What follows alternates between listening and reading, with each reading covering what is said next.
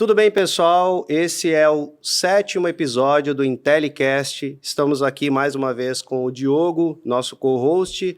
Diogo, apresenta nosso convidado de hoje. Legal, tudo bem, pessoal? Estamos aqui com uma presença ilustre do Matheus Moser, psicanalista, psicólogo. Depois eu vou perguntar qual que é a diferença. Seja muito bem-vindo, Matheus. Vai ser um bate-papo muito interessante. Muito bem-vindo. Gustavo, Diogo, muito obrigado pelo convite. Me sinto muito privilegiado, honrado de estar aqui com vocês. Vamos lá, tenho certeza que vai ser ótimo, legal. Muito bom. Obrigado, Matheus. Até para complementar um pouquinho, Matheus, eu posso quase chamar de psicóloga da família, né, Matheus? Porque tem muitas pessoas do meu círculo também de amigos. Eu faço terapia, minha esposa também. Acho que a gente aproveita também esse episódio para quebrar alguns tabus, né, com relação à terapia, ao terapeuta, enfim. E aí trazer as maravilhas que a psicanálise pode fazer na vida de qualquer pessoa. Mas né? antes, a diferença de psicanalista para psicólogo. Acho que já encaixa. Bacana, acho que é uma boa forma de começar também. Então, a psicologia não é uma ciência unificada. Então, existem diferentes correntes, diferentes escolas que divergem em alguns pontos extremamente radicais entre si. Elas dizem coisas extremamente diferentes umas da outra, né? Então, tem a corrente, a escola comportamental, por exemplo, vai dizer que o que nos interessa é o comportamento observado daqui para frente, enquanto a psicanálise vai se ocupar de um inconsciente, vai dizer que a infância é importante para a estrutura psíquica e psicológica daquela pessoa. Então, existem, digamos, diversas opções e possibilidades dentro da psicologia. O paciente, via de regra, não sabe isso, não sabe o que ele vai encontrar quando ele procura um terapeuta. Olha né? só. E acaba, às vezes, encontrando linhas ou correntes bastante diferentes. Então, eu trabalho com a psicanálise, eu sou psicanalista. Então, como eu falei, a psicanálise trabalha com o inconsciente, acredita que a infância forma a espinha dorsal da personalidade, né, através de vivências que a gente tem lá, pensando que aquele é um momento em que nós estamos muito crus e como se fosse uma esponja seca, pronta para absorver tudo que vem de fora. Né? E é um momento em que ainda não se tem capacidade de crítica, de bom senso. Então, a criança ela não consegue distinguir certo, errado, porque ela não tem uma referência. Ela está justamente aprendendo, observando, sentindo, na relação com a família, na relação com os pais, aquilo que o mundo está ensinando para ela sobre como as coisas devem ser. Então, ela vai criando as primeiras referências internas, as primeiras imagens sobre como o mundo funciona. E o que a psicanálise entende é que essas internalizações infantis seguirão com a pessoa para o resto da vida dela. Então tem uma frase famosa do Freud, que ele diz que um menino de 6 anos é um velhinho de 100, ou que um velhinho de 100 é um menino de 6 anos, porque aquela infância até 6 seguirá com ele para o resto da vida, e ele inconscientemente vai repetir alguns daqueles padrões sem se dar conta. É determinante, então, o que é vivido até os 6, 7 anos, né, Matheus? Vai acompanhar aquela programação, aquele modus operandi daquele cérebro, né, daquela consciência, ele vai... A palavra determinante é um pouco forte. Pô. Tá? Então, influencia muito. Como vai influenciar? Isso a gente vai ter que olhar para cada caso. Então, a gente consegue entender que existem operações similares em todos os seres humanos, mas como cada vivência vai ser internalizada e acomodada, significada por cada um, isso aí vai diferir. Tem alguns estudos na literatura de gêmeos, né, gêmeos univitelinos, então, tecnicamente, tem a mesma carga genética, mesma criação, mesmo ambiente. Exatamente, mas que assumem destinos completamente diferentes. Entende? Aí quando vai olhar de perto, é a forma como cada um conseguiu interpretar e ler aquilo que recebeu. Então, não é exatamente aquilo que fizeram. Você não é aquilo que fizeram de você. Você é aquilo que você faz do que fizeram de você.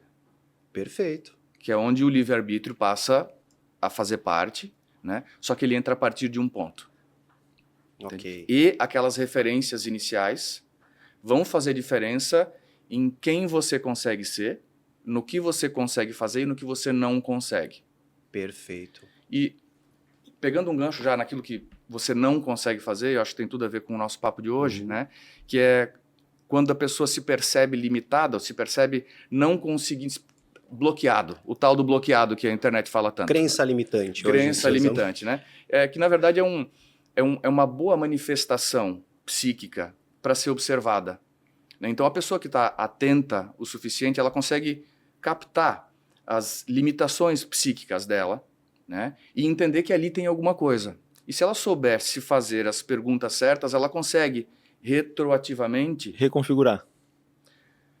Não? É um segundo passo. Ah, tá. Entendi. Tomar consciência. Começa por aí. Tomar consciência e aí sim Começa agir por aí. conforme... Você começa a entender de onde veio aquele troço. Né? E aí é um outro caminho para ressignificar isso, para depois não precisar mais estar limitado, né, por aquele evento. Lembrando que existirão vivências que vão ser mais ou menos profundas, mais ou menos enraizadas. Aquela velha metáfora da casca da cebola, entende? Que tem várias camadas. Tem várias profundidades Exatamente. do fato, do evento, né? Exatamente. Boa. Exatamente. Matheus, eu acho que a gente pode começar também entendendo como é que você foi parar na psicologia, né? Qual foi a tua jornada, enfim, ou como a psicologia entrou na tua vida. Então, se um ano antes de eu entrar na psicologia e na psicanálise, alguém me dissesse que eu iria querer fazer psicologia, me tornar, eu ia rir da cara da pessoa, porque simplesmente não fazia parte do meu mundo, né? Porém, né, a vida prega algumas peças em nós. E quando eu estava com 16 para 17 anos, meu pai foi diagnosticado com câncer e deram para ele 3 semanas de vida, né? No final foram 9 meses, né? Eu sou filho mais velho e completamente despreparado para se ver assumindo uma responsabilidade, entende? Tipo, era algo completamente desesperador. Não tinha a menor ideia de por onde começar, mas sabia que cabia a mim, né? Então, durante aqueles 9 meses eu segurei a onda, né? Aquele tipo de vivência que a gente descobre que tem muito mais força do que imaginava que tinha, né? E acaba dando conta de coisas que, né?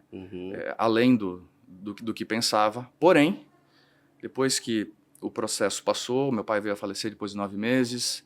Uns 3 meses depois, a rotina da casa se estabilizou novamente. E aí aquelas minhas fantasias começaram a assentar. Então, ninguém precisou morar embaixo da ponte, ninguém precisou sair de faculdade, porque, né, na minha cabeça... Se criaram vários cenários catastróficos, né? Exatamente.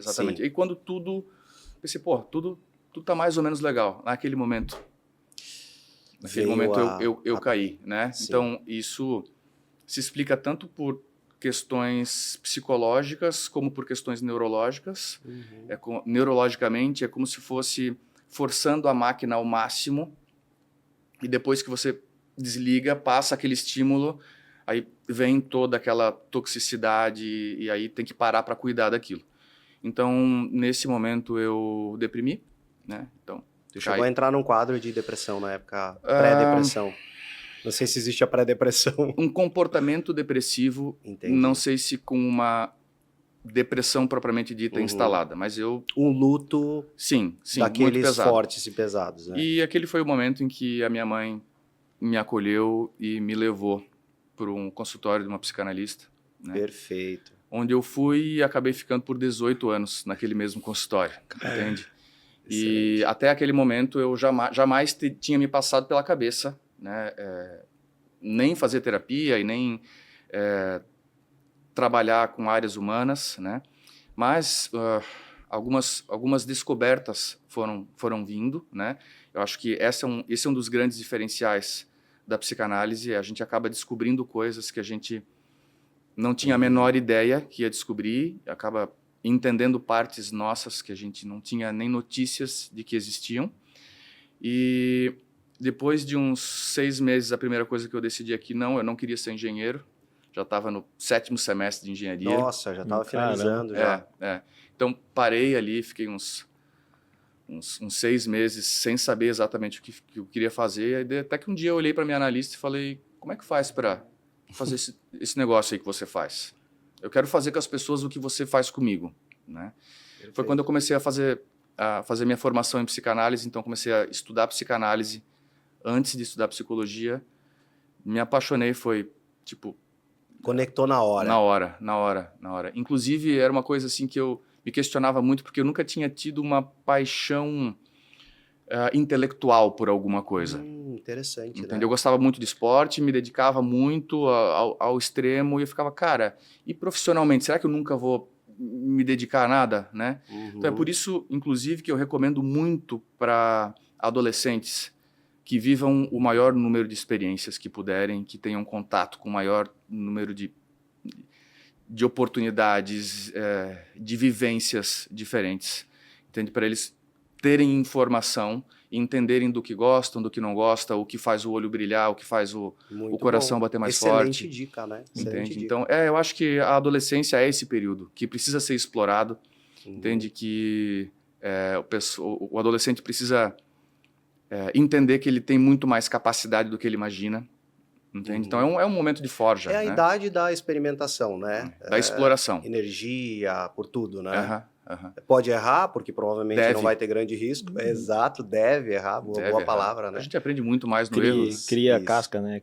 Isso, com certeza. Uhum. E aí, você, então, foi para uma formação, né? Em formação em psicanálise. Psicanálise. E aí, com qual idade? Eu estava com 19 anos. Nossa, bem cedo. Com 19... eu entrei na faculdade bem cedo. Isso. Estava com 16 para 17 anos quando entrei na faculdade de engenharia, né? Uhum. E aí, depois que eu decidi por me tornar psicanalista, aí eu tinha duas opções. Ou eu terminava em engenharia, porque a psicanálise ela exige um curso superior, mas não necessariamente psicologia.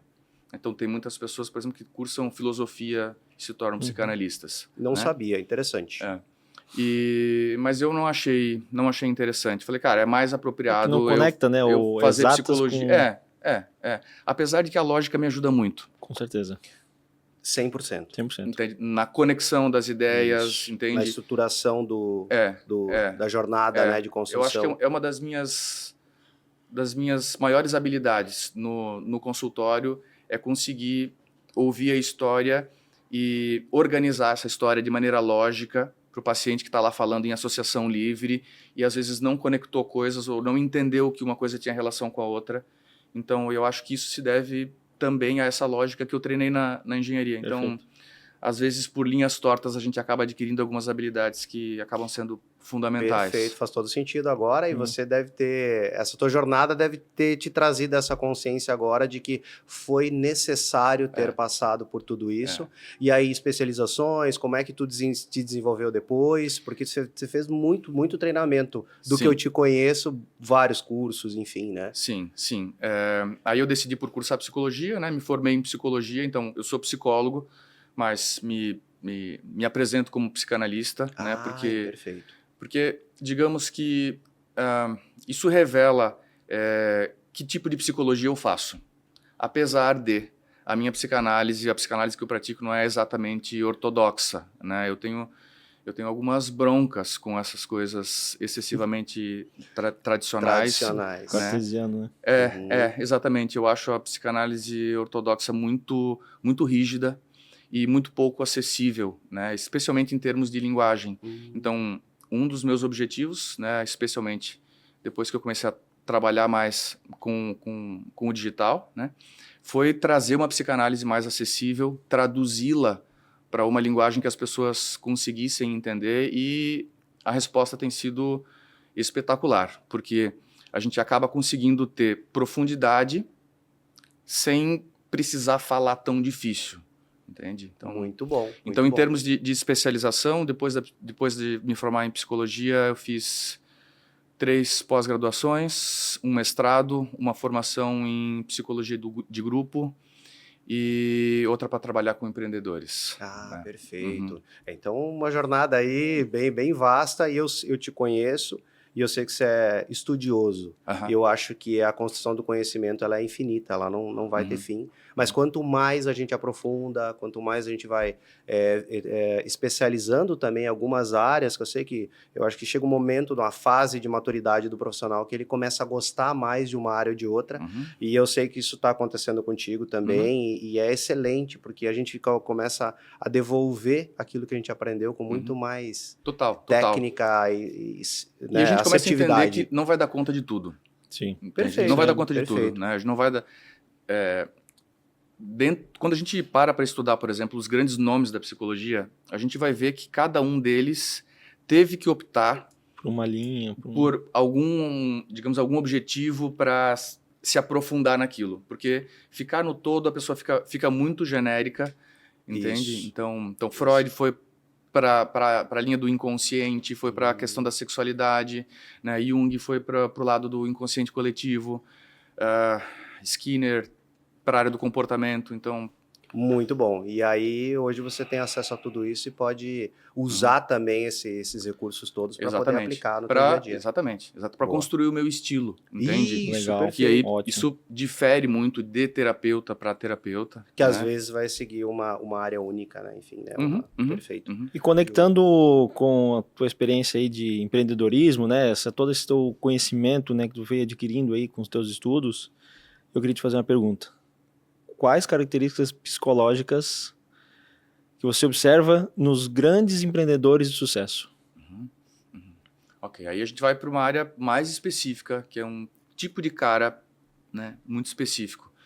E eu respondo essa pergunta com muita tranquilidade, que é a resiliência, é a capacidade de persistir, apesar dos tombos, apesar das dificuldades, né, apesar de algumas derrotas. Tem uma estatística, né, do Sebrae que mostra que para que um empreendedor se torne grande, em média, ele vai falir 5 vezes. Nossa, isso é incrível. Antes de ter aquele sucesso grande. Então, Isso. o que a gente vê ali é a capacidade dele de quebrar e voltar, quebrar e voltar, quebrar e voltar. Aprender e fazer melhor, né? Obviamente. Isso. Obviamente. E a capacidade de aprender com os seus erros. Então, aí isso que você trouxe é fundamental, porque a gente começa a entender das características psicológicas, então a gente já vai um degrauzinho abaixo, no sentido de que agora já está mais profundo, que é, para persistir, eu preciso ter outras características psicológicas. Não basta eu querer persistir para que eu consiga persistir. Sim. Entende? E isso é uma grande dificuldade das pessoas. Muitos se acomodam. Querem persistir, mas não têm a energia ou a atitude de fazer. Sim, e às vezes até tentam. Começa, sabe, meio cavalo paraguaio? Eu já comecei várias vezes, mas eu sempre quebro no meio. Eu comecei a dieta sei lá quantas vezes, só para pegar um exemplo em paralelo, né? E uma das coisas assim, que é uma das minhas bandeiras dentro da psicologia é a luta contra o conformismo. Entende? Eu acho que o conformismo, na verdade, é a pessoa que ainda não conseguiu olhar para o lugar certo. Perfeito. Ela ainda não entendeu o que está impedindo ela de fazer aquilo. E quando a gente fica dentro de um mundo objetivo demais, a gente fica tentando buscar respostas lógicas, respostas racionais e, infelizmente, né, não é a razão que nos comanda. Então, a razão, ela é uma ferramenta importantíssima da nossa mente, uma das mais importantes. Em muitas situações, a gente precisa recorrer a ela para tomar decisões inteligentes. Mas não é ela que está dirigindo a mente. Entende? Ela é uma serva e não a motorista da mente. Entende? Sim. Então, a gente tem que saber em que momento recorrer a ela e entender que ela não domina o todo. Afinal de contas, se saber o que precisa ser feito for suficiente, 90% dos problemas do mundo estava resolvido. Não precisaria nem de Eu não precisaria existir, Gustavo. É isso aí. Perfeito. Eu não precisaria existir. E eu sempre porque era você saber o que precisa ser feito e ir lá e fazer. Eu sempre falo pro pessoal do nosso grupo, né, da empresa, a gente precisa ser um inconformado, apesar da atual situação estar muito boa. Eu tenho que ser um inconformado, porque isso vai me levar a eu sair a novos níveis, sair dessa zona de conforto que é uma zona de risco. Porque quando eu me conformo com uma atual situação... Para de crescer. Paro de crescer. Se eu paro de crescer, automaticamente eu vou morrer ao longo do tempo, né? Vou cair, vou estar declinando, porque se eu fico no mesmo estágio, eu estou declinando, porque amanhã vem um outro concorrente ou uma outra empresa e vai passar para outro problema, né? Que aí eu vou empilhando problemas ao invés de passar e expandir. Perfeito. E vou além. A própria motivação não se sustenta. Olha, isso é interessante, Matheus. Não se sustenta diante da estagnação. A motivação ela acontece em vários períodos do dia, né? Mas ela não basta, né? Tem que ter e mesmo a pessoa muito bem, ela nunca vai estar motivada todos os dias. Né? Total.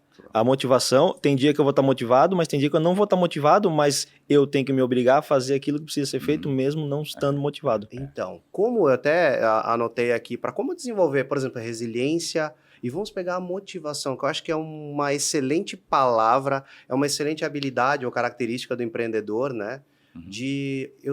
Como é que eu posso melhorar e aprimorar isso no meu dia a dia, e como é que você viu isso no teu consultório acontecer? Vamos lá, motivação. Vamos pegar a palavra motivação. Motivo para ação. Então tudo começa pelo motivo. Você precisa de um motivo forte o suficiente para te colocar em ação. Entende? E aí, pessoas que estão pouco motivadas, né, para alguma coisa, tem uma... E aí entra a questão da engenharia e da lógica, né? Então, se motivação é motivo para a ação, e se você está pouco motivado, então o motivo que você está me dizendo que tem... é fraco, é pequeno... para você. Não é nobre... para você. Certo. Né? Porque, racionalmente, muitas vezes ele não será. Tá. Entende? Porque a pessoa vai falar assim, como assim? Como assim? Você acha que eu não quero emagrecer? Você está achando que eu sou louco, que eu não quero prosperar. Não faz o menor sentido não querer prosperar. Entende? Mas ela está apelando para a razão para tentar dar conta de mecanismos que são muito mais profundos que isso.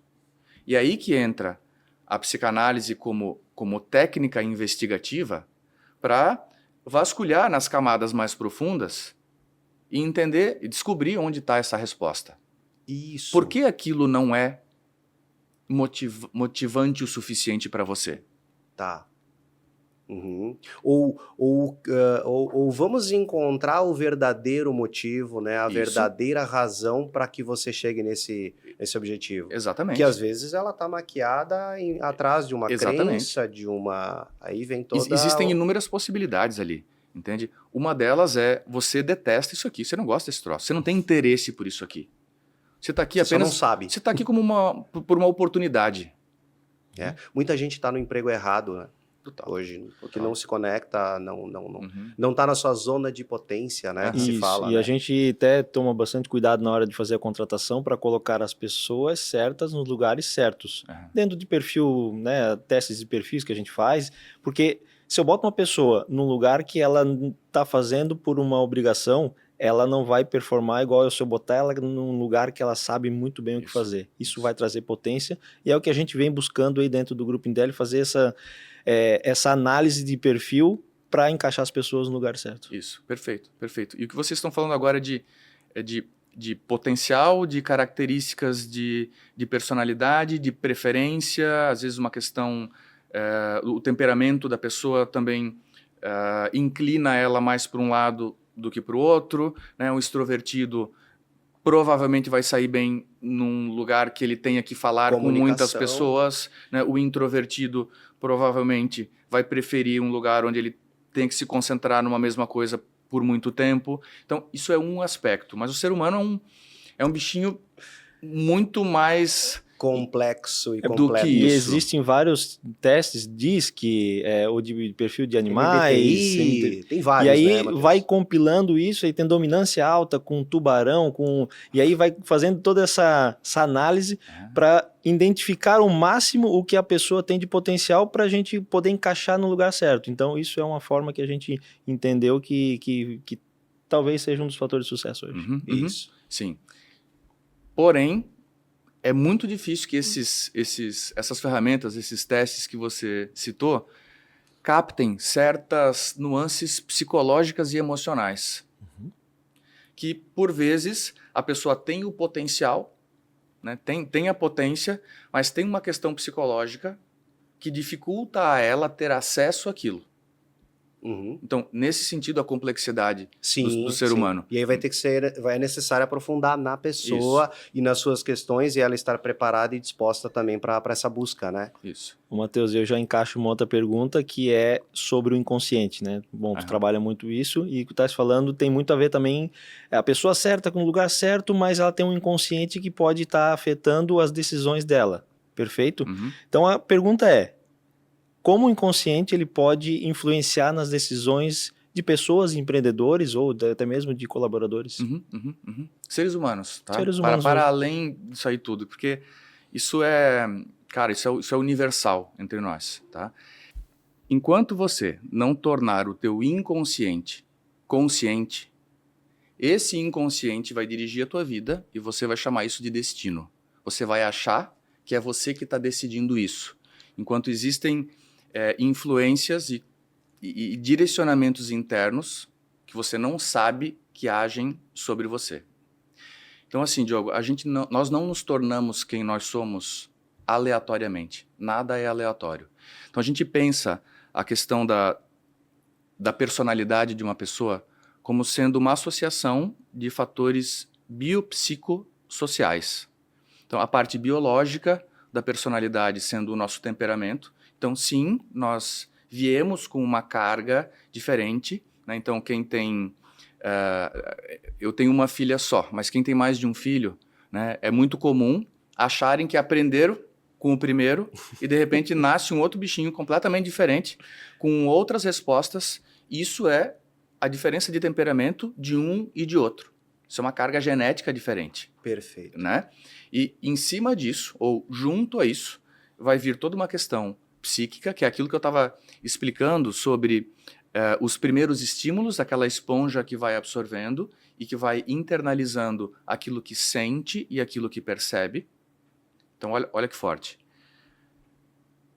O ambiente de uma casa, de uma família, faz toda a diferença em quem aquela criança vai se tornar quando adulto. Não é indiferente se é um ambiente leve, de diálogo, amoroso e respeitoso, ou se essa criança cresce e se constitui num ambiente tenso, inseguro, ansioso, uma mãe com medo, um pai que chega bêbado. Muda Então, o jogo completamente. Completamente. E veja, eu costumo fazer a analogia de que é como se fosse uma trilha sonora que se instala. Então, a trilha sonora tem um papel fundamental no filme. Ela dita a vibe, ela dita aquilo que você está sentindo sem se dar conta que está sentindo. Então, ela fica ali no pano de fundo. Né? Se você tirar, acaba o clima. E você não percebe quando ela tá, mas ela está presente o tempo inteiro. Ela te deixa tenso ou ela te deixa relaxado e feliz apenas com a música. Uhum. E essa música psíquica é internalizada durante a infância. E ela fica tocando dentro de nós. Baita, ótimo exemplo. Então tem algumas pessoas entender bem assim. que tá tudo bem, tá tudo certo. Elas estão de férias na praia e de repente ansiedade e a sensação de que a qualquer momento vai acontecer alguma coisa.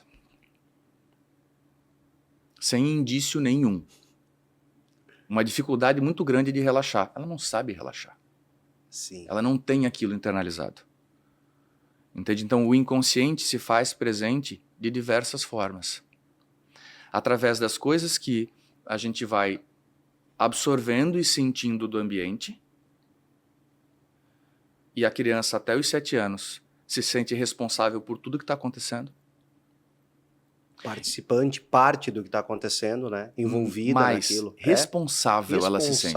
Responsável. Mateus. Então, se é um lar seguro afetivamente, né, onde tem uma leveza, tem uma coerência, as pessoas são tranquilas, felizes, é como se a criança, ela não exatamente pensa, raciocina isso, mas ela internaliza, cara, eu devo estar fazendo algo muito certo. Eu sou muito especial. Né? Eu sou muito foda. E aquilo permanece com ela. Do mesmo jeito, quando é muito tenso, quando é muito perigoso, quando é muito inseguro, E a criança tem uma conexão muito grande com os pais, especialmente com a mãe. Então, uma mãe muito ansiosa, uma mãe que tem muito medo, a criança absorve esse medo. E ela toma aquilo para ela. E isso é inconsciente nela. Total. E aí, eu até estava lendo um livro que é o Poder Subconsciente, que fala que, daí tu vai me corrigir se isso faz sentido.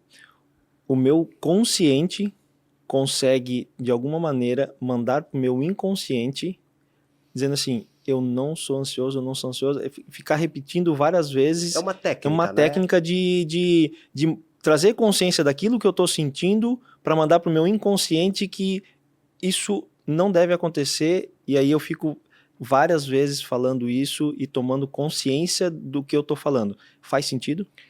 Para mim não faz. Não faz. Para mim não faz, entende? Porque eu entendo que a gente vai ter que entender da onde vem aquela tensão, da onde vem aquela sensação, né? E existe uma técnica terapêutica, né?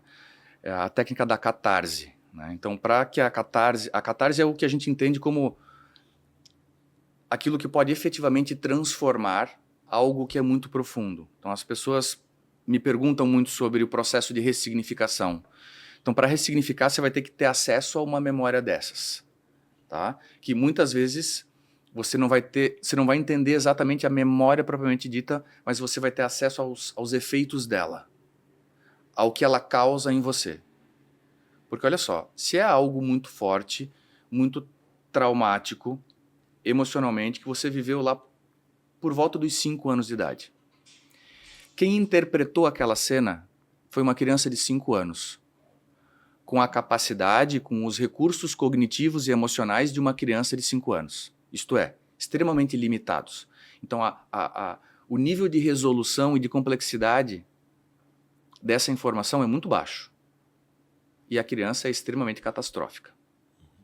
Assim como quando a gente está instável, lúdica, né? Então instável ela pode... emocionalmente. Perfeito. Quando você está instável, você imagina o quê? O melhor ou o pior? Sempre o pior. Sim. Então, ela internaliza, ela grava no inconsciente dela aquele conceito, aquela explicação.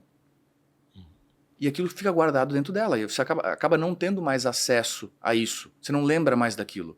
Mas aquilo continua vivo dentro de você. E acaba se fazendo presente e sendo atualizado toda vez em que o mundo adulto, de alguma maneira, se conecta com aquilo. Então, se aquele foi um momento de muito medo, de muita insegurança, na minha vida adulta, possivelmente quando eu passo por outras situações de insegurança, e vamos lá, você quer empreender, você quer crescer, você tem que dar conta de insegurança.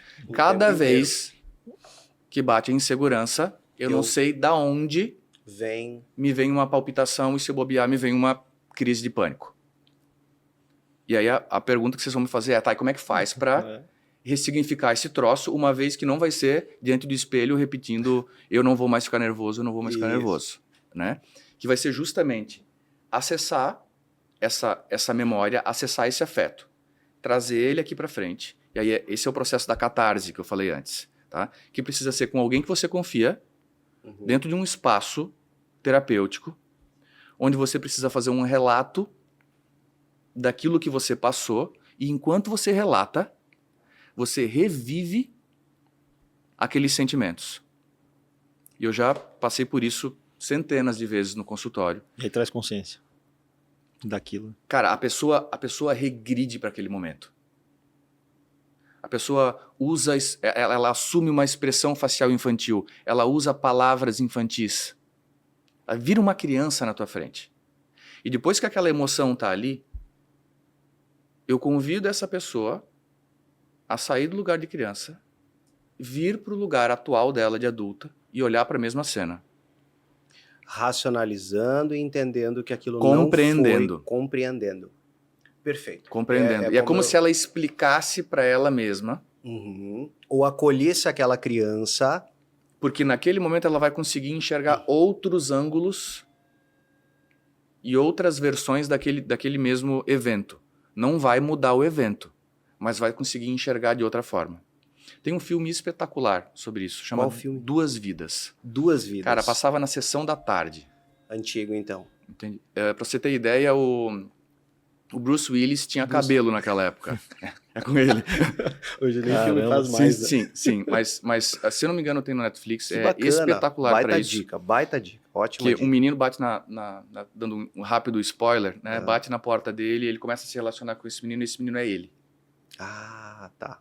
Então ele Eu não vi esse acompanha todas aquelas vivências que o traumatizaram, e aí ele vai conversando com esse menino e Nossa. explicando para ele: isso que você entendeu errado. Entendi. E não é culpa sua. Uhum. Aquele Bacana. negócio lá que você tá com medo, é importante que você enfrente. Vai ser importante pra frente. Entende? Então, o filme vai ilustrando aquilo que acontece internamente. Entende? Então, depois de compreender desde um outro olhar, aí agora eu vou guardar aqui no meu porão emocional uma visão diferente daquele mesmo evento, onde talvez eu não precise mais me sentir culpado por aquilo, e agora eu tenho a permissão de ir além. Entende? Então, simplesmente repetir para si mesmo que, entende? Eu particularmente não acredito nessa técnica. Uhum. Entende? É uma outra forma de acessar esse inconsciente, mas ela não tem nem necessariamente uma explicação O que eu acho é que ela científica. acessa camadas muito mais superficiais. Ah, por exemplo. Né? Entende? Então, se for um problema que está enraizado numa camada mais profunda, já não dá conta. Uhum. Entende? Se for algo mais superficial, talvez. Uhum. Ótimo. Matheus, eu tenho uma dúvida e eu estou empreendendo há alguns anos já, há mais de década. E eu tenho 2 filhos, né? E eu percebi personalidades, como você mesmo comentou, personalidades completamente diferentes entre os dois, mas também personalidades muito diferentes das minhas e até da mãe deles. E lógico, eu como empreendedor gosto do que eu faço demais. Eu penso, pô, que legal se eu tivesse 2 filhos empreendedores ou que eles herdassem o meu negócio. E aí você volta sempre para a infância, isso é muito, muito interessante e faz todo sentido porque os trabalhos que a gente fez, enfim, eu me considero um paciente muito bem sucedido, porque eu, com o trabalho, eu consegui resolver grandes coisas. E eu acredito que o meu sucesso, e aproveito até para agradecer, já agradeci até em outro podcast, parte do meu sucesso é por conta do teu trabalho, então isso para mim é incrível. E agora eu tenho 2 filhos, então eu fico imaginando assim, será que o empreendedorismo ele vem da infância ou ele pode ser aprendido? Só para a gente pegar esse mesmo gancho da fase na criança, a gente já consegue dar pequenos insights, estímulos, né? Estímulos, ou não é do temperamento e eu posso ensinar o que eu quiser e a pessoa não vai captar isso. Por uma questão mesmo de entender se nasce com esse drive, vamos imaginar assim, ou ele é aprendido, enfim. Existe um percentual de pessoas que nascem com esse drive. Tá? Cerca de 5% da população tem o que a gente chama de personalidade empreendedora. Nossa, 5%. Então é um conjunto de características que faz com que seja muito difícil de que ela não empreenda. Ela é, por exemplo, altamente insubordinada. Ah, esse é um ponto. Entende? Então ela não se enquadra em muitas regras. Não se enquadra. Então ela vai ter que ser a pessoa que dita as regras. Então restam poucas opções além de empreender. Né? Caminhar sozinho. Muitas vezes. Exatamente. Inclusive tem questões genéticas importantes que participam desse processo, como propensão ao risco, por exemplo. Isso também pode ser genético, propensão ao risco. Não, tem um gene, né? Se eu não me engano é NR2, o nome do gene. Já tá até... Que a contagem do gene determina a sensibilidade à adrenalina. Olha. Sensibilidade à adrenalina. Então, os empreendedores francos ou os empreendedores por personalidade costumam ter uma hipossensibilidade à adrenalina. Isso quer dizer que precisa de muita adrenalina para eles terem uma sensação normal. Entendi. Que uma pessoa que não tem essa característica, com muito menos, ela já está... Opa, isso aqui para mim é suficiente. Entendi. Então, os caras... É muito comum que gostem de velocidade, de esporte radical, pula de penhasco. briga. De briga. Luta, enfim, corrida, Sim, né? Perfeito. sim, sim. Então você acredita que é mais determinante esse gene, essa... Não necessariamente. O que eu tô querendo trazer é que existe este grupo, entende? Que é uma Para minoria. eles, restam poucas opções, além de empreender, além de inovar, no sentido de, às inovar vezes, também. quebrar padrões familiares, entende? Então, Uhum. né? Porém, 95% das pessoas estão do outro lado, né? E não quer dizer que eles não possam se tornar empreendedores. Tá. Porém, esses são sujeitos que assumem uma conduta empreendedora. Ah, E entendi. não necessariamente algo que vem da personalidade deles, né? E isso pode ser desenvolvido, né? Na medida em que eu desejo empreender, né? Esse desejo também vai ter que passar por questões individuais e subjetivas da pessoa, porque se eu desejo empreender, cara, eu tenho que querer correr algum risco. Sair da zona de conforto. Eu não posso ser cagalhão demais, ainda mais no Brasil. Ainda mais no Brasil.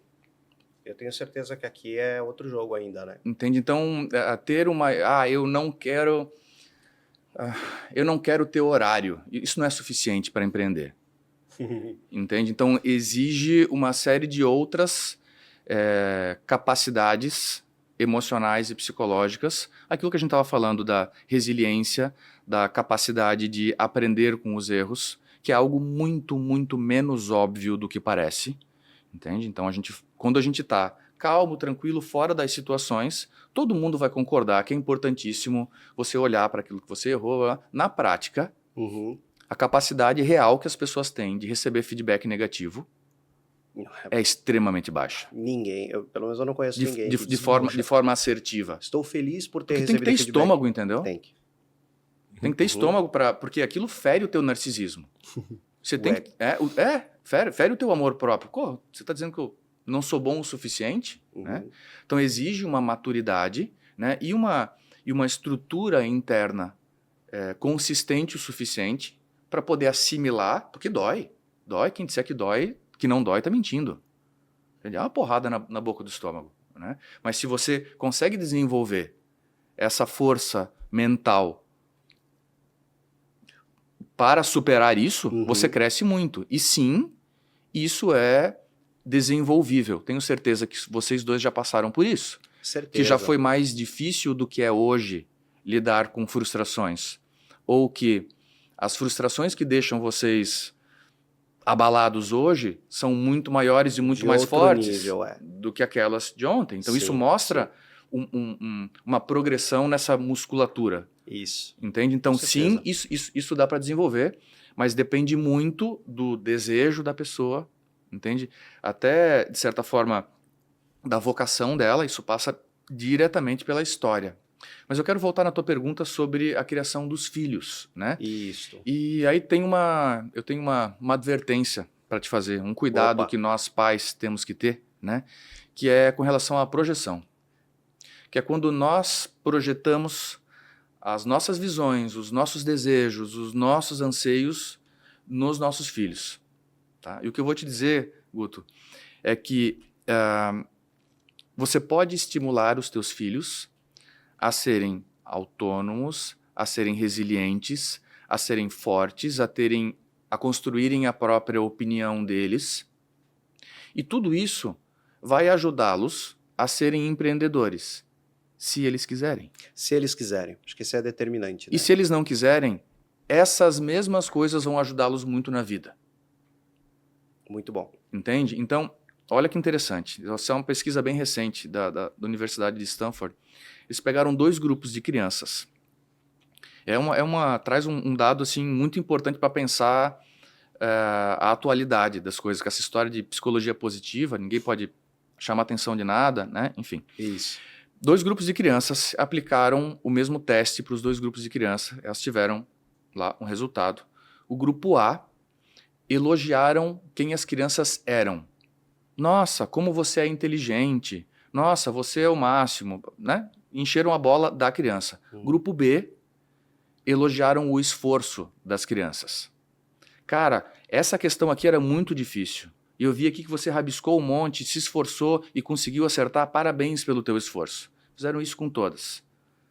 Voltaram no dia seguinte, reaplicaram novos testes. Aquelas crianças que foram elogiadas por quem elas eram, perderam desempenho. E aquelas que tiveram o seu esforço valorizado, melhoraram o desempenho. Faz todo sentido.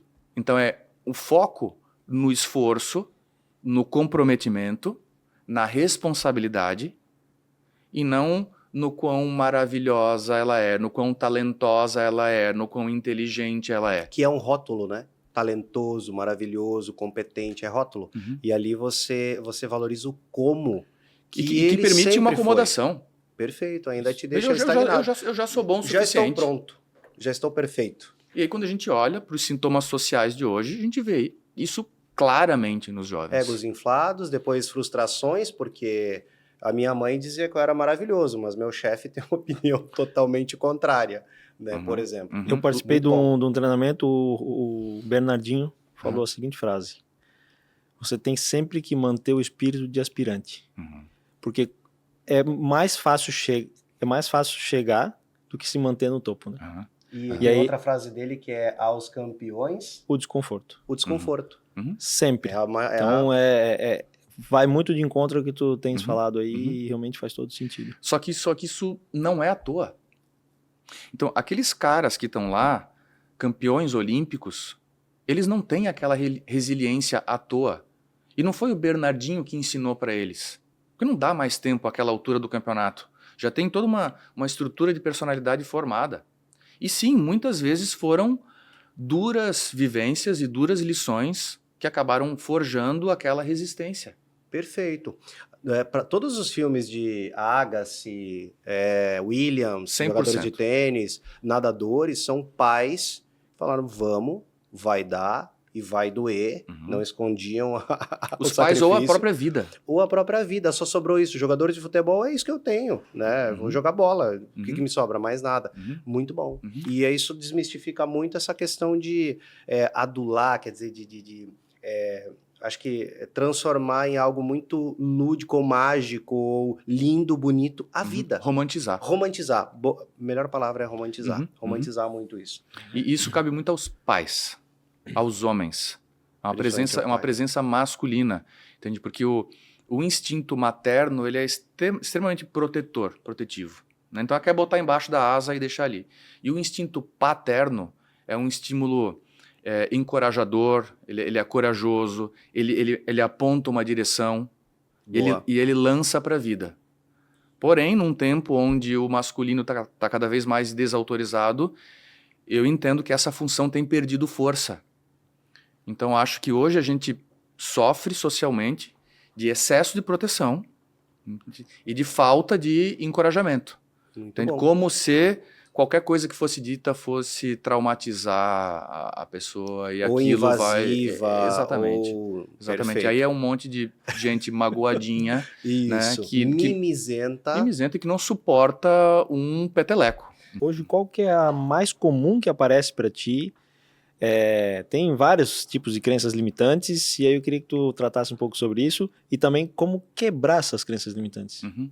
Então, a minha visão, e é a visão da psicanálise, porque a expressão crenças limitantes, ela vem da psicologia comportamental, tá? Então, na psicanálise a gente trabalha com algo parecido, mas que definitivamente não é a mesma coisa, que são os sintomas, entende? Que são formas que o inconsciente encontra de se fazer presente, de tentar te avisar de que alguma coisa está acontecendo aí dentro. E aí vai de você ter a capacidade, a habilidade e principalmente a suportabilidade de conseguir parar para ouvir o que ele está querendo te dizer. Então, essas ideias ou esses pensamentos limitantes, né, são uma forma de o sintoma ou de o inconsciente se manifestar. De proteção. E eles não são um fim. Então, na psicologia comportamental, eles vão pensar formas, técnicas de tentar mudar aquele comportamento. Isso para a psicanálise não faz muito sentido, porque O comportamento é apenas aquilo que está no fim de toda uma cadeia Ele é resultado. de produção. Ele é resultado. Ele é o resultado final. Entende? Então, se eu estou com um problema no meu produto final, Algo né? causou. Não faz sentido eu deixar o processo todo errado e ficar corrigindo o produto final. Eu tenho que descobrir o que está errado ali na minha cadeia de produção e interferir naquilo. Então, eu vou precisar entender o que esse sintoma está querendo me dizer. O que ele está revelando sobre mim. E grande parte das vezes, eu sei que vocês vão me perguntar daqui a pouquinho sobre quais são as queixas mais comuns que eu tenho no meu consultório, né? As queixas são relativamente variadas no sentido de que o sintoma ou a forma como o inconsciente dessas pessoas encontra para se manifestar é diferente, mas é muito comum que elas apontem para um lugar Eu já sei o que você vai falar. autoestima. Autoestima. E é verdade. Que é algo muito mais complexo também do que as pessoas imaginam, porque a autoestima ela é muitas vezes associada à autoimagem e é algo muito mais profundo que isso. Passa diretamente pelo autoconhecimento, pela capacidade de suportar as verdades sobre si mesmo, né? E não só, porque essa é uma... Agora eu quero fazer uma pergunta para vocês, uma pegadinha para vocês aí. O que faz com que alguém não queira saber algo sobre si, não queira saber uma verdade que habita dentro dele? O que vocês acham? Eu acho que é medo da resposta. Medo de acessar essa coisa que está instalada, tem medo de acessar e descobrir outras coisas que estão atreladas a isso. Acho que é isso. Eu iria para esse caminho que é a verdade dói. E eu não quero sentir dor. Então eu sei que tem algo lá e o melhor é fugir. É a minha resposta leiga, né? Existe uma proteção já disso, sim, já está protegido para mim não acessar isso, porque é algo que me deixa muito mal. Me deixa triste. Me dói pensar e acessar aquilo. Né? Mais ou menos isso? Sim. Mas eu diria, isso é válido. Quando a gente pensa em psicanálise, as respostas são sempre multifatoriais, tá? Então, a gente evita relações de causa e efeito diretas, mas eu colocaria isso que vocês colocaram como um ponto secundário, ou como o segundo ponto. O segundo ponto ainda é bem importante, mas tem um outro que vem antes, que é, eu não quero saber, eu não quero me apropriar, eu não quero reconhecer esse troço, porque se eu assumir, eu vou ter que fazer alguma coisa a respeito. Ah, tá. Vai dar trabalho. E eu vou ter que mudar meu posicionamento. Mudar de opinião às vezes. Talvez eu não possa mais andar com as pessoas que eu estou andando. Olha, é isso aí. Talvez eu tenha que me afastar de algumas pessoas que no fundo eu sei que são tóxicas. E às vezes essas pessoas são familiares. Às vezes eu vou ter que terminar um relacionamento de sei lá quantos anos. Ou pedir a saída de um emprego, né? Pedir demissão. Ou assumir que eu escolhi uma coisa que eu não gosto. Olha só. E mudar o rumo da minha vida. Então, é desafiador. É desafiador lidar com a dor, mas é ainda mais desafiador a resposta que eu vou ter que dar depois de ter assumido aquilo. A responsabilidade que eu vou ter que assumir. Porque eu tomei consciência, se eu não fizer alguma ação, eu estou sendo... isso é muito esclarecedor, Matheus. Estou sendo hipócrita. Isso. Entende? Então, depois de ver, não dá mais para desver. É isso aí. Então, como eu intuo que aquilo que eu vou ver vai me colocar numa sinuca, então deixa quieto. E só voltando à tua resposta, que tá praticamente tudo diz respeito à minha autoimagem e à minha autoestima. Eu tive eventos de medo e de ansiedade na minha vida por longos períodos. E era a baixa autoestima. A gente trabalhou isso. E é incrível, porque você não faz uma relação direta. Aliás, quando eu conversei com algumas pessoas que tinham problemas parecidos com o meu, eu falei, você já foi investigar a tua autoestima? Mas o que tem a ver? E aí que está, tem tudo a ver. Mas não tem como eu trazer resposta pronta. A pessoa, bem acompanhada de um profissional, ela vai ter que fazer a jornada, que é só dela. Única, e aí sim acessar o que precisa ser acessado. Perfeito. Isso fecha todo o circuito, né, de entendimento de vários sintomas, né? Você falou, são sintomas Isso. que caem muitas vezes. Isso. São diferentes manifestações, elas vão ter que ser interpretadas dentro do contexto da tua vida particular, entende? Perfeito. Matheus, trazendo para o nosso negócio, a gente trabalha muito, somos escritórios comerciais, né? Trabalhamos muito com vendas, vendedores. E eu vejo alguns vendedores, alguns vendedores com baixo merecimento. É uma crença de baixo merecimento, às vezes. Cara, será que eu mereço isso tudo? Será que... E aí isso pode estar travando, de alguma forma, o crescimento desse profissional, né? E até o crescimento da empresa, né? Tá na mão de uma pessoa que, às vezes, tem um baixo merecimento. Como que essa pessoa pode, se consegue responder isso, dar uma virada de chave para que isso mude, assim? É simples? Tá numa camada mais, como tu falou, numa camada mais superficial ou tá numa camada mais profunda? Seria animal, né? Se fosse simples, né? Uhum.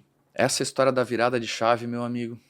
Às vezes é anos, né, de trabalho. Que bom seria, né? Se a gente tivesse uma resposta mágica que virasse a chave e que desbloqueasse o cara de um dia para o outro, entende? Então, cara, um caso como esse vai precisar de uma boa dose de autoconhecimento. Ele vai ter que entender o que está se passando com ele ali, né?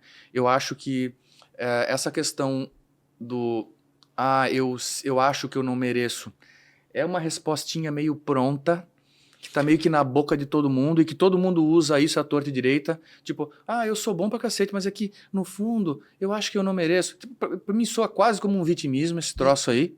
Mas existem casos onde a pessoa não fala isso, mas é perceptível nas ações dela. Isso. Ela não fala assim, eu não mereço isso. Não, mas é perceptível nas ações dela que, de fato, ela tá achando que ela não merece isso. Perfeito. E aí ela dá sinais que, de fato, isso não é merecedor disso, né? Então, eu acho que isso é uma crença que, isso eu acho que a gente conseguiria... Total. Mas a pessoa vai ter que buscar esse caminho também, né? Vai ter, porque o que Não vem de acontece, fora, né, Matheus? eu faço uma analogia, eu brinco que a gente tem um senso de congruência entre o que está dentro e o que está fora. Então é como se fosse um filtro que assegura que uma coisa tem que bater com a outra. Então, por vezes, quando a autoestima é muito baixa, né? Quando a noção de alto valor é muito baixa, né? E, vamos lá, a gente tem que aprender a fazer as perguntas. Por que esse alto valor é baixo? Da onde vem o alto valor? E aí vai cair na infância. E aí vai cair na infância. E aí eu tenho uma outra pergunta. Como eu, como líder de pessoas assim, posso ajudar essas pessoas a, de alguma forma, a enxergar isso, ou de fato, talvez aumentar o merecimento, ou essas crenças que possam ser quebradas. Eu, como líder, qual é a dica que tu pode dar? É delicado, porque esbarra nas resistências dessa pessoa, entende? Por quê? Porque aquilo que, quando o sistema interno dela começa a detectar que aquilo que está acontecendo fora é incongruente com o que tem dentro, ele começa a boicotar. Ele começa a puxar o tapete. É o boicote, e é ali né? que o auto-boicote vem. Então são aqueles casos de que o cara tá indo bem, e de repente a coisa desanda, o cara pira, sei lá, qual é o jeito que ele vai encontrar de se boicotar, Tem vários jeitos. Exatamente. Né? Mas que muitas vezes é o sistema interno dizendo para ele, não, cara, isso não é teu, isso não te pertence. Porque olha só, para explicar isso eu vou ter que trazer para você um outro conceito. Conceito de zona de conforto. Zona de conforto não deveria ter esse nome. Não deveria ter esse nome. Porque ela nada tem a ver com conforto. Ela deveria se chamar zona conhecida ou zona familiar. Familiar porque familiaridade, e familiar vem de... A palavra familiar vem de... De próximo, de... Família. Família. Sim, Vem sim. de família. Então, zona da família. Da família. Zona conhecida. Então, a nossa zona de conforto é aquilo que nós conhecemos. Onde eu domino. É aquilo que eu sei o que esperar. Ah, perfeito. E, por vezes, aquilo que eu conheço e que eu sei o que esperar é tensão, incerteza, é conta negativa. Esse é o meu familiar. É vender o almoço para conseguir o jantar. Azar, né? Ali eu sei ser. Ali eu sei existir. Isto é, aquilo ali passa a fazer parte da minha identidade. Aquilo ali me define como pessoa, como ser humano. Entende? A minha zona conhecida, a minha zona de conforto, me define. E aí, o desafio passa a ser ir além da zona de conforto, para dentro do desconforto, para dentro do desconhecido. E esse é um lugar onde, mais uma vez, a nossa razão nos deixa na mão. Porque você está saindo de um lugar ruim, você passou a vida quebrado, ninguém da família prosperou, agora você começa a ganhar dinheiro. Essa é a zona de desconforto. Desconforto. Você nunca teve, você não conhece aquilo ali. vivi isso. E tudo aquilo que você desconhece, você tende a rejeitar. E se você não tiver suficientemente advertido disso, você permite esse boicote. Porque ao boicotar, você volta para aquilo que você conhece. Incrível. Que é uma bosta, mas é conhecido. E lá você sabe como lidar com aquela situação. E esse é um dos conceitos, para mim, mais geniais que o Freud trouxe, que é o conceito de conflito interno. Onde um lado teu quer e busca uma coisa e o outro lado quer outra. Então, racionalmente, intelectualmente, ninguém quer. Tá na sarjeta. Exatamente. Exatamente. Então, todo mundo tem um lado de todas as pessoas que busca prosperidade. Mas e quando tem uma zona de familiaridade já instalada, que está justamente na miserabilidade, em todos os sentidos? E aí é um ímã que fica puxando para lá. Entende? Boa, então é necessário para um líder, eu acho que estimular muito, né, Diogo, a busca por evolução, por conhecimento, por autoconhecimento, né? Uma aula agora, né? Uma Cara, aula pra gente. E veja, eu acho que é possível dar alguns toques do tipo assim, chamar o cara, né? Se o cara é suficientemente comprometido e entregue, e falar, fulano, quando foi que você fez essa grana na tua vida? Chamar ele para essa conversa. Ele vai dizer nunca. Falei, cara, então deixa eu te explicar um negócio. Tudo aquilo que a gente desconhece, a gente tende a rejeitar. Então, nesse momento, talvez o teu inconsciente comece a te boicotar. Fique alerta. Venha conversar comigo. Porque quando você faz uma conexão como essa, você pode trazer para ele aquilo que a gente chama de referência secundária. Tem as referências primárias, normalmente pai e mãe. Sempre serão as referências mais fortes. E às vezes são péssimas referências. Perfeito. Mas às vezes tem um tio, tem um padrinho, tem um vizinho, tem o pai do amiguinho, que era um cara super legal, que deixou uma marca de que é possível ser diferente. Então, a minha zona de familiaridade é aquele monte de bosta que o meu pai fazia. Mas o tio me mostrou que tem outra possibilidade. Então, o cara tem por onde se agarrar. E aí, talvez, e apenas talvez, você possa também servir como uma referência secundária. Muito bom. Para tentar servir de suporte para essa pessoa. Entende? Mas eu acho que o cara tem que estar minimamente advertido. Se ele deixar o inconsciente dele solto, ele volta para a zona de conforto. Perfeito, Matheus. Anotei tudo isso aqui, porque é uma aula, né, que a gente, cada vez que a gente... Faz sentido. Total sentido, né? Então, tantas coisas. E aí eu tinha uma pergunta aqui que tu já acabou me respondendo, né? Se tu acha importante que um profissional faça acompanhamento com psicanalistas, né? Eu acho que é de extrema importância as pessoas, né, buscarem isso, né? Esse é o meu ponto de vista. E aí eu queria escutar um pouco de ti sobre isso. Cara, se você não se conhece, você tá à mercê do teu inconsciente. Tua conta e risco, meu velho. E vou além. Lembra que eu estava falando do sintoma, né, como sendo uma manifestação do inconsciente? Às vezes, a prosperidade financeira é um sintoma. Tem caras extremamente mal resolvidos, super bem sucedidos financeiramente, com famílias falidas, infelizes, que acabam ou num alcoolismo ou num suicídio, em algo do tipo. Entende? Então, Claro que sim. existe a possibilidade de o sucesso financeiro ser um sintoma do cara. Ser uma defesa. Ser uma resposta. Uma resposta.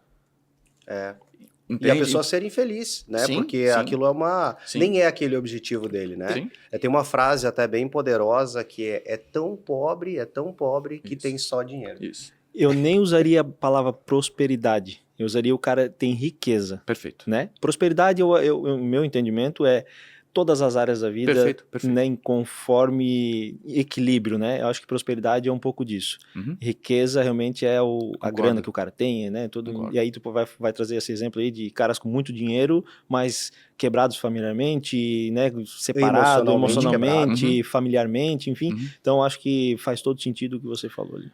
Não existe conta bancária que justifique uma família falida. Perfeito. Né? Não existe. Muito bom, muito bom. Vamos falar de alta performance Vamos agora? falar de alta performance e tem uma pergunta que eu faço em todos os treinamentos que eu vou, pergunto porque é a base do nosso grupo como valor, como cultura, valor, né? que é onde a gente nos leva para a gente buscar os nossos objetivos, que é ambição. E aí eu te pergunto, ambição é treinável no teu ponto de vista? Eu acho que essa pergunta ela está um pouquinho torta. Se for responder de maneira objetiva, eu diria que não. Porém, eu acho que a ambição é algo ainda a se revelar. Ah, tá. Ela está lá dentro. Ela pode estar Pode estar. e não estar se manifestando por outros motivos. Ela pode estar reprimida, ela pode estar encoberta, ela pode não ter sido estimulada a ponto de se manifestar. Entende? Então, existem questões emocionais e psicológicas que podem impedir a pessoa de acessar uma ambição que ela possui. E enquanto ela não resolver essas coisas, ela continua puxando o próprio tapete e se impedindo de chegar lá. Por exemplo, medo de falhar. Falta de coragem, que provavelmente estão associados a outros pontos e não à falta de ambição. Mas que lá na ponta do sintoma, você como gestor vai olhar e vai falar, esse cara não tem ambição. Às vezes não é isso. Às vezes ele só está com medo demais de fazer o que precisa ser feito, porque ao fazer isso ele vai ter que se expor. E se ele se expor, talvez ele descubra, e talvez você descubra que ele não é suficiente. Então ele prefere não. Muito bom. Então eu acho que diante dos estímulos certos, você descobre se existe ou não ambição. Mas mudar aquilo que já está lá, eu acho pouco provável. Você consegue adubar um pouquinho aquilo que já existe. Mas criar uma ambição nova... E pode ter pessoas que não querem ter ambição. Sim. Né? Isso é muito... A gente já discutiu muito isso, é uma frase do Diogo antiga, até dentro do grupo, e a gente, se é uma premissa do nosso negócio, a gente prefere pessoas que tenham ambição. Mas eu acredito, e eu aceito tranquilamente que várias pessoas que venham para essa existência não tenham ambição e elas vão ter grandes papéis, grandes, né? Mas, e tá tudo bem. E tá tudo bem. Justo. Mas me parece que para trabalhar conosco, esse seria um pré-requisito. Até Justo. porque nós entendemos que empresa que não cresce, que esteja estagnada, ela decresce. Uhum. Porque as outras estão crescendo, novos negócios acabam vindo. Uhum. Então é só um entendimento de que está tudo bem, né? E eu sempre passo para todo mundo que ambição é diferente de ganância. Né? Só para a gente deixar bem claro, porque às vezes se confunde essa palavra ambição com ganância, e eu deixo bem claro para as pessoas o que é ambição, na hora de fazer até uma contratação, deixo bem claro qual é a cultura, para a pessoa dizer assim, faz sentido eu estar aqui, né? Então, complementando aí o que tu tem falado, ambição, então a gente tem que ir para uma linha um pouco mais A ambição, profunda. Ela respeita valores, né? E a ganância passa por cima dos valores, entende? Corrompe valores em prol do fim, né? Entende? E a questão da ambição, eu associaria a noção interna de alto valor. Porque se eu tenho um alto valor alto dentro de mim, o meu senso de congruência vai me exigir que eu encontre um alto valor fora. Perfeito. Fala, cara, você vale muito, você merece muito. Então tem que buscar. Tem que buscar, faça acontecer. Merecimento também. Poxa, se eu mereço mais do que a minha condição atual, o que eu preciso fazer para ter acesso a isso? Muito bom. Eu quero aproveitar e fazer uma pergunta um pouco polêmica. E o Matheus me conhece, eu gosto de psicologia, eu gosto de hacks de aprendizado, eu também estudo muito, sou meio nerd para algumas coisas também. E eu queria conectar com uma pergunta que é a seguinte: qual a tua visão sobre profissionais do coach? Até esses novos coaching aí surgindo e tal. Qual a tua visão sobre a teoria do coaching? Só quero fazer uma introdução. Me parece que há uma distinção que é a seguinte: a psicologia olha de hoje para trás e o coaching olha de hoje para frente. Então ele é propositivo no sentido de esquece o que aconteceu e vamos para frente. Esse é um entendimento bem raso, então não quero errar com coachings também e nem muito menos com a classe psicólogos, mas eu queria a tua visão, né, de como é que você vê o coaching. Então não é exatamente como você falou, tá? Porque você falou da psicologia como se ela fosse uma. Né? Então lembra lá no início que eu falei que são várias escolas diferentes e que elas divergem. Perfeito. Né? Então existem algumas escolas da psicologia que não se interessam pelo passado, entende? O que interessa é daqui para frente. E a escola comportamental é muito assim. Então ela propõe uma série de técnicas, né? E o coach, na verdade, se apropriou de uma parte das técnicas da psicologia comportamental, né, que age mais na superfície, nas camadas mais superficiais lá da casca da cebola que a gente falou antes, né, e tenta mudar aquilo que, né, não está enraizado de maneira mais profunda. Tá? Então eu acho que isso tem o seu lugar. Então, várias pessoas já se beneficiaram disso, né? Porém, criou-se um negócio ao redor disso, né? E uma grande janela de oportunidade, porque foi possível comercializar essas técnicas da psicologia para pessoas que não necessariamente precisam estar qualificadas. Então, o cara vai lá, faz um curso de fim de semana e ele sai com diploma de coaching, né? E aí vira uma palhaçada total, né? O cara, sei lá, o coach de prosperidade chega de bis na tua casa para te ensinar a ganhar dinheiro. Entende? Sim, não faz o menor sentido. Ele não viveu nada do que ele ensina. Não. Acho que aí que tá o grande problema, né? Você não teve jornada, não teve, né, luta. Não tem propriedade para aquilo, nem ele próprio acredita naquilo. Entende? Então, a questão é que criou-se uma grande oportunidade de venda e de propagação, né, desses cursos, né? E aí muita gente entrou nessa. O mesmo está acontecendo agora com constelação familiar, que vão lá, faz curso outra ferramenta muito boa da psicologia. Enquanto ferramenta é espetacular, né? O problema é a pecinha que está ali atrás conduzindo. Entende? Que definitivamente não está preparado para aquilo. Nas mãos de um bom profissional, espetacular. Incrível. Então, minha recomendação para as pessoas é se certifiquem de que vocês estão com quem sabe o que está fazendo. Perfeito, Matheus. Acho que esses coaches que tu falou que, né, surgiram um monte, eles têm sucesso porque tem muita gente despreparada que qualquer negocinho que faça dá uma... fragilizadas e dá uma mudança... A varinha mágica. Cara, são pessoas vulneráveis, fragilizadas, entende? Desesperadas. Muitas e aí vem alguém ali e faz uma promessa, entende? Que para mim é um movimento extremamente antiético. Aproveitar-se de uma situação como essa. Ou vender como sendo a solução para todo mundo, né, Matheus? Que é isso que faz. Ó, é bom para mim, então é bom para todo mundo. E não funciona assim. Sim, né? Sim. Muito bom. E nesse sentido, né, o digital veio oportunizar muita coisa para pessoas mal intencionadas nesse sentido. Já que a gente está falando de polêmica, vamos dar uma risada aí. Vocês estão vendo a onda de mini coaches? Mini coaches? Crianças... eu vi crianças algumas. querendo ensinar as pessoas a como prosperar e a como ter uma mentalidade. Cara, Eu já vi algumas. Entende? Então é absurdo, Eu acho que entende? não Sem ter, obviamente, o mínimo de vivência, entende?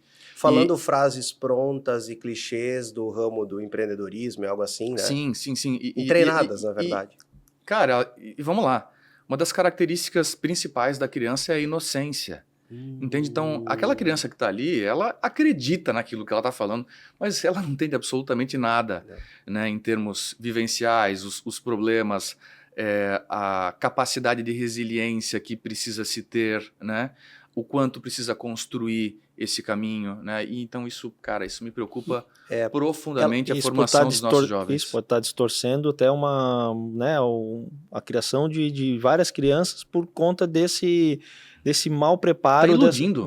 Iludindo e pulando fase, né? Imagina essa criança que deveria estar brincando, né? Ou passando pela fase infantil e tá lá já trabalhando, tomando posições, assumindo responsabilidades de adulto. Isso tem um dano também para a pessoa, né? É interessante, é grave, é errado, mas o mundo tem dessas coisas e a internet aceita tudo. Cabe, eu acho que a quem está em casa discernir, pegar o histórico, pegar a vivência, pegar desenvolver bom senso. Senso. Estudar, entende? Se aprofundar nas coisas, Boa. Escolher as pessoas com quem você vai aprender, entende? Então, muito bom. Eu tenho uma pergunta que a gente acabou pulando, mas é uma pergunta que eu acho que é bem interessante. Qual que é o limite pela busca da alta performance? Se a alta intensidade ela pode virar um burnout? Qual o limite da alta performance? Qual o limite pela busca pela alta performance? Onde eu posso buscar essa alta performance? Quando é que eu tenho que pensar em parar? De crescer, de evoluir? É complexo. Eu acho que essa resposta ela é muito individual, ela é muito particular. E o que eu diria tenha muita clareza da tua hierarquia interna de valores. Entenda o que mais vale para você. Entenda quais são as outras coisas que também são muito importantes na tua vida. Porque quando a gente fala de alta performance, uma palavra-chave é sacrifício. Olha, verdade. Sacrifício. Então, isso quer dizer que... Renúncias. Sacrifício. Você vai ter que renunciar, você vai ter que sacrificar diversas coisas em nome daquela alta performance. Entende? Então, isso não pode ser um processo cego. Você tem que colocar luz sobre isso, você tem que ter noção do que mais vale para você. Então, assim, Steve Jobs. Pode ler todas as biografias, assistir todos os filmes. Você não vai encontrar uma pessoa que fale bem do ser humano que ele era. Nenhuma. Mas ele construiu um império, ele construiu a Apple. Bem sucedido profissionalmente. Com um preço. Certo. Essa foi a escolha dele. Pagar o preço. Que revela a hierarquia de valores dele. Certifique-se de qual é a tua. Muito bom. Entende? Eu acho que isso vai balizar o quanto de cada coisa você está disposto a sacrificar. Perfeito. Posso dar um exemplo? Claro, né? Claro. Quando a minha filha nasceu, eu e a minha esposa decidimos que nós não iríamos delegar a criação dela para ninguém. E chegamos no acordo de que cada um de nós ficaria 3 dias da semana com ela e o outro trabalharia 3 dias. Isso quer dizer que eu tive que fechar 2 dias do meu consultório, né? Trabalhava 3 dias por semana, minha esposa trabalhava os outros 3 dias, e quando ela estava trabalhando eu estava com a Mariana e vice-versa, né? Isso foi uma escolha dura, porque foi inclusive o início do digital, onde eu escolhi não participar. Sim. Entende? Escolhi, por exemplo, não surfar aquela primeira onda. Possivelmente teria feito muita diferença nesse aspecto, mas não me arrependo em absolutamente nada, porque eu passava 3 dias inteiros com a minha filha até ela ter 3 anos de idade, entende? Então isso é ter noção da hierarquia de valores. Então eu preferi sacrificar um investimento que eu estava fazendo no meu profissional para poder privilegiar a minha família naquele momento, né? E eu respeito perfeitamente quem faz o contrário. Só recomendo que tenha consciência disso. Isso, que o tempo não volta. E as escolhas têm consequências. Isso mesmo. Aceite as consequências também, né? Exatamente. Tudo a ver com a pergunta. Legal. Bom, em cima de propósito até, Matheus, fala-se muito em você só é feliz se você encontra teu propósito, né? Tua missão de vida e tal. Isso virou um tabu, busque, né? É verdade que para mim ser feliz eu preciso encontrar esse propósito maior? Bom, aí a gente vai para um outro problema, que é o problema da tal da felicidade. Tá? Então, existe uma demanda social hoje que exige das pessoas. Você precisa ser feliz aqui, agora, o tempo inteiro, independente do que for. Entende? Sim. E se você se orienta na tua vida pela felicidade, cara, boa sorte. Porque a felicidade é uma coisa extremamente frágil. Você recebe um telefonema agora, uma mensagem de WhatsApp que desmonta tudo que você estava pensando, a tua felicidade foi embora naquele momento. E se é aquilo que te sustenta, você acabou. O que quer dizer que nós precisamos encontrar algo maior e algo mais consistente do que a felicidade por si só, para nos dar suporte na vida, para ser o nosso motivo, para ser o motivo da nossa ação. A nossa motivação. Volta não lá pode no início ser, do não podcast. pode ser felicidade. Entendi. Entende? Até porque a gente já está entendendo o quanto a realização tem a ver com esses sacrifícios. A gente está falando de alta performance, né? A quantidade de sacrifícios que ela implica. Enquanto você está sacrificando coisas, você não está feliz, cara. Sim. Entende? Então esse não é um conceito muito pertinente para essa jornada. Né? Quando a gente pensa a jornada do herói, quando que ele está feliz lá no meio da jornada? Nossa, ele nem sei se tá no tomando final. na cabeça uma atrás da outra, cara. É Ou um tá problema atrás do aprendendo, outro. Então, o que o motiva, o que sustenta a jornada dele, não é felicidade. É algo maior do que isso. E o que eu entendo que é maior do que isso tudo são as responsabilidades que a gente topa assumir. Quanto maior a responsabilidade que você assume com você, com a tua família, com a tua empresa, com a tua sociedade, quanto mais você bate no peito e chama para você, mais drive você passa a ter e menos você se dá o direito de falhar. Isso. Perfeito. Muito bom. Entende? Muito Então, bom. o que orienta propósito é a responsabilidade que você assume. Uhum. Eu tenho uma visão de que no caso do homem, e aí pegando o perfil masculino também, eu tenho uma visão de homem construtor. Então me parece, pelo menos eu me sinto assim, eu estou construindo o quê? Eu acho que pode ser várias coisas, uma família, uma mentalidade, uma empresa. Eu acho que desde que eu esteja construindo e evoluindo, eu acho que eu estou conectado, pelo menos é o meu sentimento, único e meu, é de que eu estou me aproximando desse grande propósito que pode ser que eu descubra. Mas eu confesso que eu não tenho uma grande preocupação e uma missão de saber qual é o meu grande propósito. Se eu estou evoluindo, eu acredito que eu estou no caminho. E eu acho que tudo se trata de caminho e não de final também. É a minha opinião, só para... Justo. E ele não depende exatamente da felicidade. Não, entende? O que não quer dizer que ela não possa participar de alguns momentos ali no meio. Então, quando você está no meio da tua jornada e acontece de tudo tá tão bem que você pode estar feliz, cara, aproveita. Ótimo. Só não dependa disso. Matheus, a gente poderia ficar falando aqui por 4 horas, o assunto o assunto é extremamente gostoso e leva o nosso conhecimento, mas a gente tem um tempo limitado. E aí eu queria que tu falasse um pouco dos teus meios de atuação, aí como é que tu atua, né, consultório, fora, conta um pouco para o pessoal saber como te achar também, tuas redes sociais, eu acho que tem bem ativo, né, nas redes sociais, então conta um pouco pra gente. Então, hoje a minha principal atuação é como psicanalista clínico, então atendimento de consultório, né? Porém, isso para mim é pouco. Durante um tempo eu trabalhei só com isso e eu fui sentindo que eu preciso de um dinamismo maior, então comecei a buscar outras alternativas. Então, o trabalho com o grupo foi uma delas e que eu confesso que me surpreendeu bastante, né?